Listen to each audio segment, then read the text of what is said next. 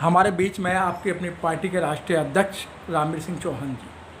चौहान साहब, फिर पंचवर्षीय बाजार स्टार्ट हो गया है, लोग बड़े पैमाने पर तैयारियों पर लग रहे हैं और कई राज्यों में चुनाव हो चुके हैं और कई राज्यों के अंदर नॉमिनेशन हो चुके हैं। तो आपकी अपनी पीपल्स पार्टी क्या तैयारी कर रही है, जैसे दिल्ली के मात्र अब 2.5 या 3 महीना रह गया है चुनाव का? देखिए, हम लोग लगातार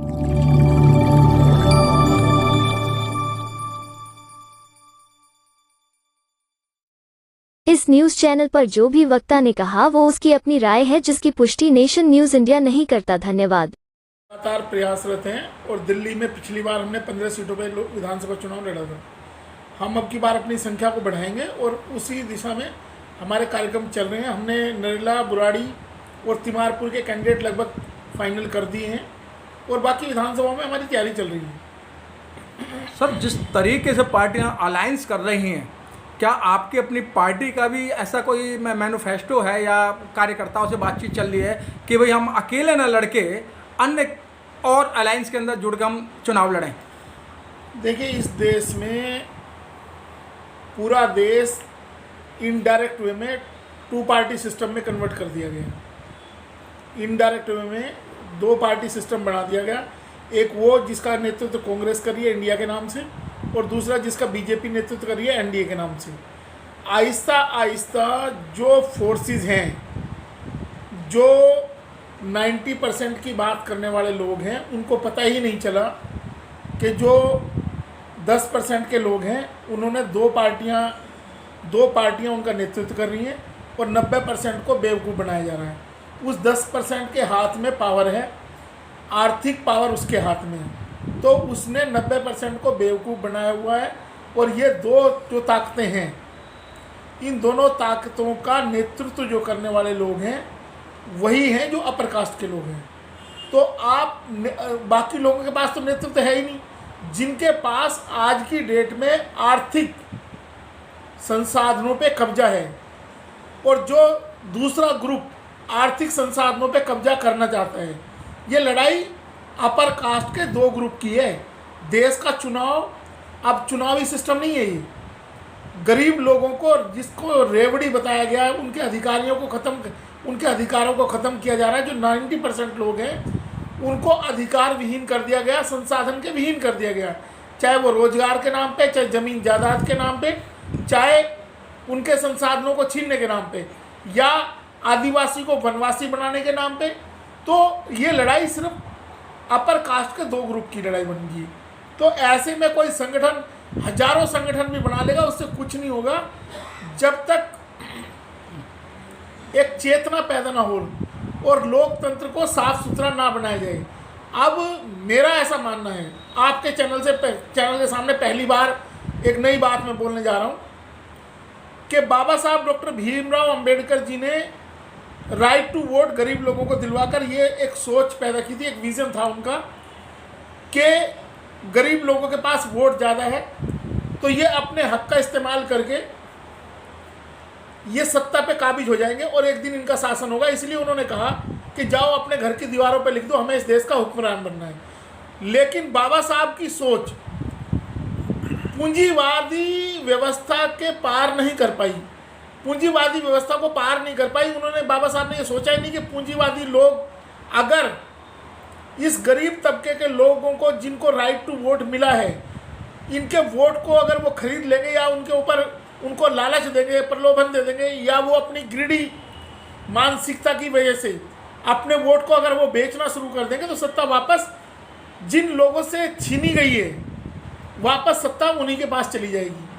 आज हुआ वही है कि अब भारत देश को और भारत की जो 90% प्रताड़ित जनता है, जिसका शोषण हो रहा है, जिसको हम लोग, कोई ओबीसी एसटी करता है, माइनॉरिटी करता है, या जिसको कोई पीडीए कह रहा है, या 85% कहता है, बहुजन कहता है, इस सारी लोगों को सोचना पड़ेगा कि देश की शासन व्यवस्था में भागीदारी करने के लिए हमें क्या कोई लोकतंत्र के अलावा, राइट टू वोट का सिस्टम के अलावा किसी नए सिस्टम की तरफ सोचने की जरूरत है इस देश के बुद्धिजीवियों को। अब हमें नए सिरे से सोचना पड़ेगा कि राइट टू वोट आज लूट लिया गया है। उस व्यवस्था के दुर्गुण सामने आ गए कि कैपिटलिस्ट पावर्स ने उसको कैप्चर कर लिया है। चाहे बेईमान लोगों ने ईवीएम के नाम पे कैप्चर किया है, चाहे उसका साड़ी के नाम पे कैप्चर कर लिया, कोई मुर्गे के नाम पे कैप्चर कर लिया, ये सारा सिस्टम हाईजैक कर लिया है।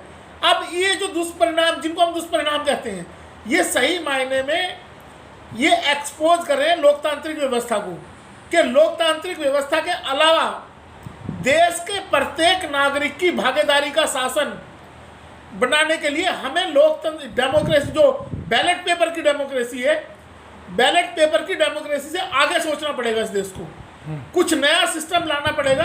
अब ऐसा लगता है कि वो वक्त आ चुका है। इसके लिए 90% लोगों को, जब तक ये 90% लोग संसाधनों के लिए काम नहीं करेंगे, तब तक इसी तरह की व्यवस्था बनी रहेगी। और मैं हम बार बार कहते हैं, बाबा साहब की जो लास्ट स्पीच थी पार्लियामेंट के अंदर, उन्होंने कहा कि हम राजनीतिक तौर पे संविधान सौंपते, उन्होंने कहा था कि राजनीतिक तौर पे तो हम बराबरी, पॉलिटिकल वैल्यू तो हमारी 1% वैल्यू होगी है, लेकिन आर्थिक और सामाजिक रूप में हम लगातार पिछड़े हुए रहेंगे। ये गैर बराबरी की व्यवस्था रहेगी। अगर ये अनइक्वालिटी लंबे टाइम तक चलेगी तो ये पॉलिटिकल इक्वालिटी खत्म हो जाएगी, मतलब इसका कोई मतलब नहीं रहेगा। तो जो बाबा साहब का विजन था वो आज, लेकिन बाबा साहब ने उसके बाद का विजन नहीं बताया कि अगर ये खत्म हो जाएगा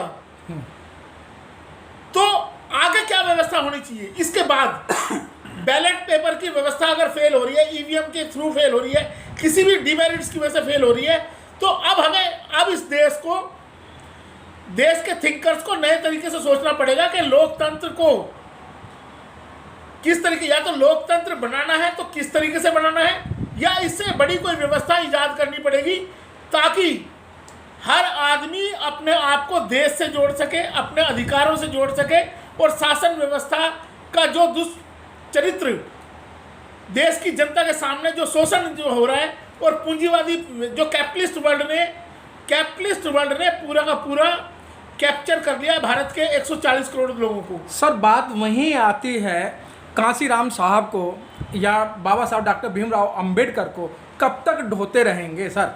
अब वो वापस आने वाले नहीं हैं। आप पार्टियां क्या कर रही हैं? मैंने आपको जो बताया कि मैं तो ढोने की बात ही नहीं करी। मैंने आपके सामने एक सवाल खड़ा किया है कि इस देश के जनमानस को अब ये सोचने का वक्त आ चुका है कि ये जो बैलेट पेपर से हम जनता के लिए जनता के द्वारा सरकार की बात सोचते थे, ये एक छलावा साबित हो रही है इस देश के, भारत देश के लिए, गरीबों के लिए। क्योंकि गरीबों का मजाक उड़ाया जा रहा है, कभी रेवड़ी के नाम पे, कभी पेंशन के नाम पे, कभी गुजारा भत्ते के नाम पे। और ये सारी लड़ाई दरअसल संसाधनों की लड़ाई है, जो अपर कास्ट के लोग दो ग्रुपों में बटे हुए और अलग अलग पॉलिटिकल पार्टियों का नेतृत्व कर रहे हैं, और वही संसाधनों पे कभी एक ग्रुप का कब्जा हो जाता है, कभी दूसरे ग्रुप का। और जो गरीब है उसको रेवड़ी के बाद, उसको अगर संसाधन सरकार से कुछ फायदा मिलता है तो उसको रेवड़ी का नाम दे दिया जाता है।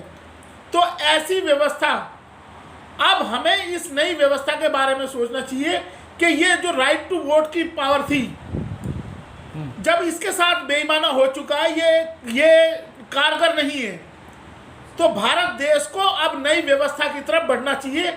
और यहाँ के थिंकर्स को, जो भी यहाँ पे सोशल ऑर्गेनाइजेशन है, जो राजनीतिक पार्टियां, मैं सबके सामने ये सवाल उठा रहा हूँ, इसमें किसी जाति धर्म की बात नहीं है। भारत के पॉलिटिकल थिंकर्स को और सामाजिक थिंकर्स को अब ये सोचना पड़ेगा कि क्या ये व्यवस्था, जो बैलेट की व्यवस्था है, वोट की व्यवस्था है, क्या ये लोगों के अधिकार और हकों को सुरक्षित रखती है। जब बाबा साहब ने ये कहा कि कोई भी संविधान अच्छा या खराब इस चीज पर निर्भर करेगा कि उसको चलाने वाले लोग कैसे हैं, तो जिन लोगों ने देश का बंटवारा किया, सामाजिक व्यवस्था का बंटवारा किया, जब बंटवारा किया देश का, तो आज उन लोगों ने सिस्टम पे कब्जा कर लिया है, तो वो व्यवस्था को अपने ढंग से चलाएंगे। इसलिए 90% लोग न्याय की बात सोचे ही ना, ये अन्याय की व्यवस्था स्थापित कर दी गई है। और ये व्यवस्था कैसे स्थापित हुई? उन्हीं के वोट से, आपके ही वोट के द्वारा आपका शोषण हो रहा है, और ये आपको पता भी नहीं चलता। आप खुश होते हैं कि मैंने सरकार बना दी है, लेकिन आपके वोट के द्वारा ही आपका शोषण की व्यवस्था, उसका पोषक आपका वोट बन गया है। इसलिए अब इस देश को एक नई व्यवस्था की तरफ जाना पड़ेगा। सर, आपकी अपनी पार्टी चुनाव में किन मुद्दों के साथ आ रही है? हमारा एक ही मुद्दा, हमारा एक ही एजेंडा है, चाहे हमें 50 साल लग जाए, 100 साल लग जाए। हमारा एजेंडा है कि we will bring caste abolition act in this country.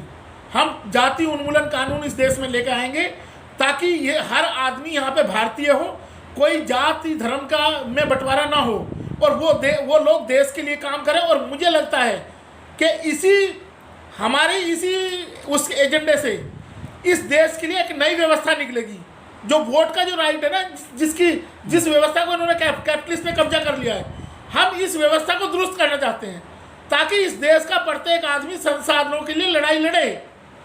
जो मुट्ठी भर लोग हैं उन्होंने अपने 2 ग्रुप बना लिए राजनीतिक पार्टियों के तौर पे, और आज वो गरीब लोगों का शोषण कर रहे हैं। वो बारी बारी शोषण करने के लिए चुनाव के माध्यम से अदला बदली हो जाते हैं। लोग वही होते हैं, चरित्र नहीं बदलता। सिर्फ एक ग्रुप इधर, एक ग्रुप उधर, एक सत्ता में एक विपक्ष में, लेकिन व्यवस्था वही है।